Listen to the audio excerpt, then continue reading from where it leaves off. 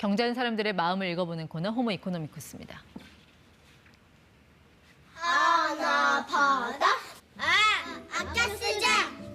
나나 쓰자. 바꿔 쓰자. 다시 쓰자. 1997년 IMF 외환 위기의 충격이 대한민국을 뒤덮은 직후 아나바다 운동이 일었습니다. 그런데 그때보다 더한 이 초전략법이 요즘 유행이라고 하네요. 전민기 한국인사이트연구소 팀장과 이야기 나눠보겠습니다. 네, 팀장님 어서 오십시오. 네, 반갑습니다. 전민기입니다. 자, 이 느낌이 오네요. 오늘 스튜디오에서 네. 좀 짠내가 날 것 같긴 합니다. 저 어떻게? 고물가 때문에 요즘 지갑 꺼내기 진짜 무섭다라는 분들 계신데 뭐 저 같은 경우는 이제 술 약속이나 밤 약속 때 실수인 척 지갑을 놓고 나가기도 합니다. 같이 밥 먹자고는 안 하겠습니다. 이 고물가 관련해서 네. 연관어 분석해 오셨죠? 어떻게 네, 나왔어요? 고물가하고 소비를 함께 이제 분석을 해봤거든요.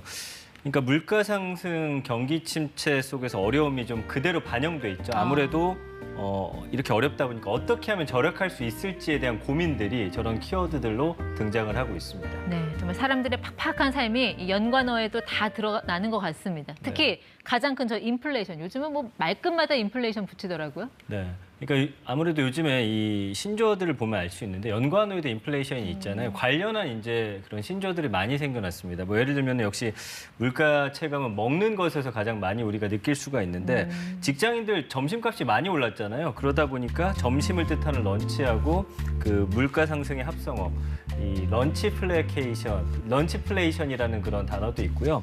그다음에 지금 한창 휴가철입니다. 네, 워낙 또 휴가 갈 때 물가가 비싸다 보니까 네. 어떻게든 좀 아끼려는 그런 모습으로 휴가와 인플레이션 합쳐진 데캐플레이션이 있고요. 그다음에 이제 세계적인 인플레이션이 계속되고 있는데 가격 인상 대신에 상품, 서비스의 질과 양을 좀 떨어뜨리는 스킨플레이션. 네. 여기서 스킨프는 지나치게 아끼다라는 뜻인데 이런 단어도 있고요. 그다음에 그러다 보니까 쥐어짠다. 아주 짜게 산다. 네. 그래서 스크류가 들어간 이 스크류플레이션이라는 단어도 있습니다. 네, 허리띠 졸라매고 마른 수건 쥐어짜고 결국 이러면 뭐 현대판 자린고비도 등장할 수밖에 없는 상황이 됐네요. 맞습니다. 그 현대판 신자린고비, 고물가에 맞서서 아예 요즘은 돈을 안 쓰는 그런 분들도 좀 늘어나고 있어요. 그래서 과거 방송 중에 보셨던 기억이 있으실 텐데 10,000원의 행복이라고 네. 일주일 동안 돈 10,000원으로 살아가는 그런 프로그램이었거든요. 이게 다시 지금 유행을 하고 있습니다.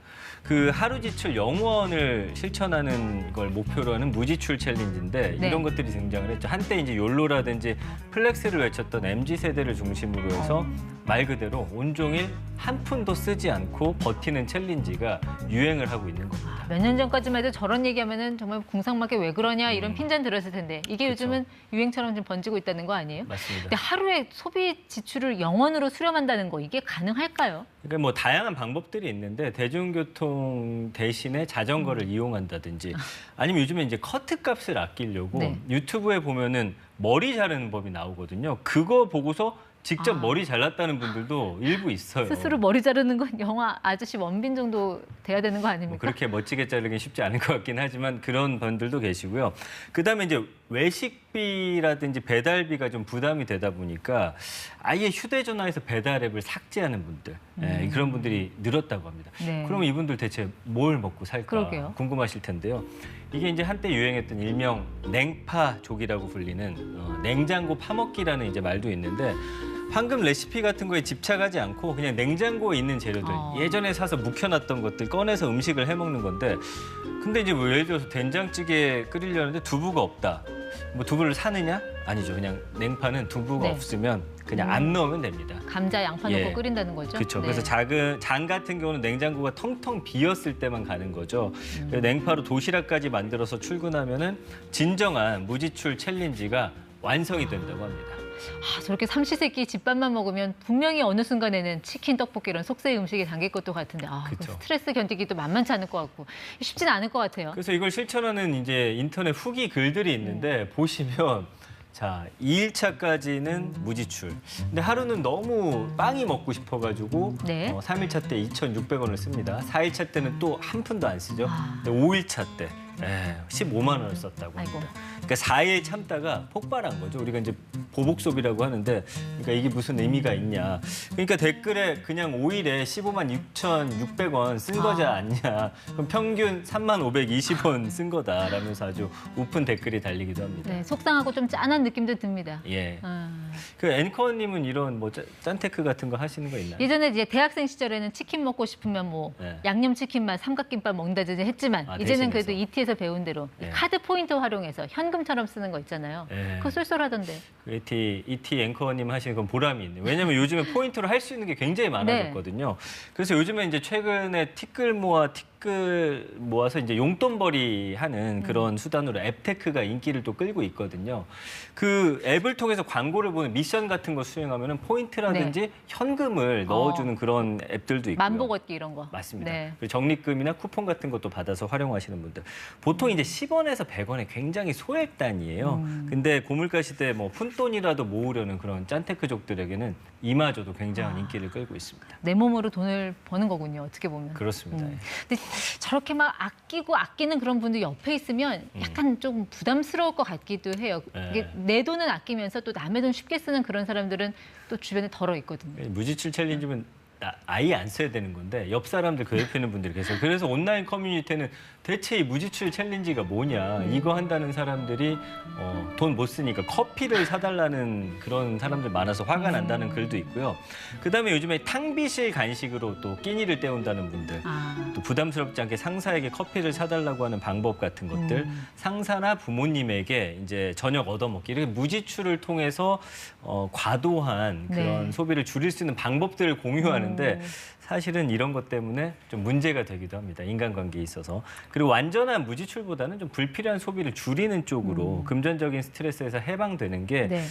이런 목적을 두고서 남들에게 아예 빌붙어서 피해주는 그런 행동은 절대로 해서는 안 되는 그런 행동이 아닐까 싶네요. 남에게 피해를 안 주면서 좀 지혜롭게 소비를 하려면 네. 결국 가격 대비 성능, 가성비 따질 수밖에 없잖아요. 우리 연관에도 그렇죠. 나오지만요. 예, 가성비 네. 굉장히 중요한데 그러다 보니까 요즘에 우리가 가장 많이 시켜 먹는 게 이제 치킨인데 이게 3만 원 정도까지 가격이 치솟았어요. 그러다 보니까 가성비 좋은 대형마트 치킨이 불티나게 팔리고 있는데 1만 원 미만의 어떤 저렴한 가격에다가 맛과 품질도 좋다 보니까 연일 완판 행진이고요. 이 치킨 사려고 사람들이 굉장히 줄을 많이 섭니다. 양도 많아서 사두면은 뭐 며칠씩 먹기 좋다라는 반응. 지금 보이시죠? 줄 굉장히 길게 서 있고요. 네. 다만 이제 물량이 적게 풀리다 보니까 아쉬워하는 분들도 굉장히 많습니다. 근데 이 전략 자체가 이제 목적이 되면 인생이 너무 고달파지고 또 이걸 국가 경제 차원에서 봐도 이게 잘못하면 이 돈이 돌지 않는 돈맥 경화가 또 심화가 될 수도 있거든요. 맞아요. 이런 약간 부작용도 좀 따져봐야 되지 않을까 싶기도 해요. 물론 경제가 위축된 게 굉장히 걱정스럽죠. 물론 그런 부분들이 우려되는 점이고요. 그런데 이제 지금의 무지출 챌린지가 3구 위기로 촉발된 뭐 비자발적, 그다음에 울며 겨자 먹기식 소비 행태라는 점에선 네. 아주 좀 씁쓸한 측면이 있어요. 그래서 우리 젊은 층들한테 왜 이렇게 소비 안 하고 경제 위축시키냐 하는데 사실은 그들의 어떤 근무 환경이라든지 그 받는 돈 이런 것들 그런 걸 먼저 바꿀 수 있는 그런 모습들이 좀 선제돼야 되지 않을까 싶습니다. 그러니까 이게 무조건 지출을 0으로 만들겠다는 생각보다는 내가 어떤 목적으로 돈을 아끼는지 따져보고 거기에 따라서 좀 합리적으로 소비를 줄여나가는 차라리 저지출 챌린지가 낫지 않을까 싶기도 한데 그렇죠. 어떨까요? 그거 아주 좋은 방법이고요. 그리고 일단 지출을 안 했으면 돈이 어딘가 쌓여 있을 거 아니에요. 이거를 또 모았다 아까처럼 한꺼번에 쓰지 마시고 어떻게 돈이 소비가 되고 있고 어떻게 지금 모이는지 그런 부분들 잘 체크하셔야 될 것 같고요. 이런 목표를 좀 반드시 세워서 네. 1년 안에 얼마를 모으겠다라든지 그런 식으로 이제 좀 준비를 한다라고 한다면 좀 나을 것 같습니다. 요즘 같은 경우는 이제 일찍 퇴근하는 것도 하나 방법이 될 수 있을 것 같아요. 술 약속 같은 거 줄이시고요. 일찍 퇴근해서 우리 ET 시청하는 것도 돈 버는 방법이 될 수 있습니다. 네, 전민기 팀장과 함께했습니다. 고맙습니다. 감사합니다.